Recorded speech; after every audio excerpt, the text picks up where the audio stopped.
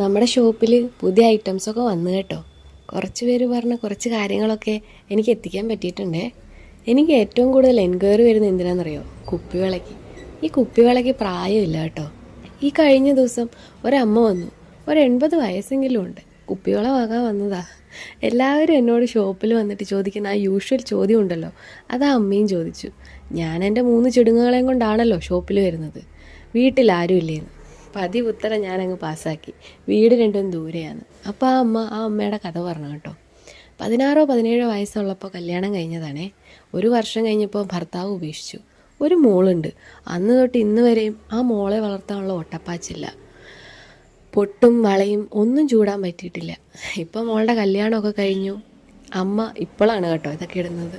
നല്ലൊരു വള നോക്കി ഞാൻ എടുത്തു കൊടുത്തു. അമ്മ ഹാപ്പിയായി. അങ്ങനെയാണ് കേട്ടോ ചിലർ ഈ ഷോപ്പിൽ വന്നിട്ട് എന്നോട് അവരുടെ കഥകൾ പറയും.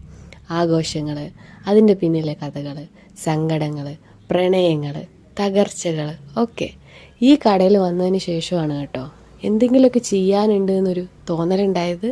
കുറേ പേര് അവർക്ക് കിട്ടാൻ ബുദ്ധിമുട്ടുള്ള കുറേ കാര്യങ്ങളൊക്കെ എന്നോട് വാങ്ങി വയ്ക്കുമെന്ന് ചോദിക്കും. എനിക്കിഷ്ടമാണ് കേട്ടോ. പൈസയെക്കാളും കൂടുതൽ എനിക്ക് ഈ ജോലി ചെയ്യാൻ വലിയ ഇഷ്ടമാണ്. നമ്മളത് എത്തിച്ചു കൊടുക്കുമ്പോൾ അവരുടെ മുഖത്തൊരു സന്തോഷം ഉണ്ടല്ലോ, അതെനിക്ക് ഭയങ്കര ഇഷ്ടമാണ്. അങ്ങനെ അവർ ഹാപ്പി, ഞാനും ഹാപ്പി.